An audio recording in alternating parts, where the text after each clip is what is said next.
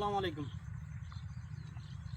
ধানের প্রধান পোকা যেটা বা আপনার ধানের যে ক্ষতিকর পোকা যেগুলো আপনার ধান কাটে বা ধানের গোছ কাটে বিভিন্ন সমস্যা, যেটা অ্যান্টিবায়োটিক হিসাবে যদি ধরেন যে আপনার সব রোগের কাজ করবে বা কোনো রোগ আসবে না, এই টাইপের চিন্তা যদি করেন, আমরা এখন পর্যন্ত এই একটা কীটনাশক ব্যবহার করতেছি।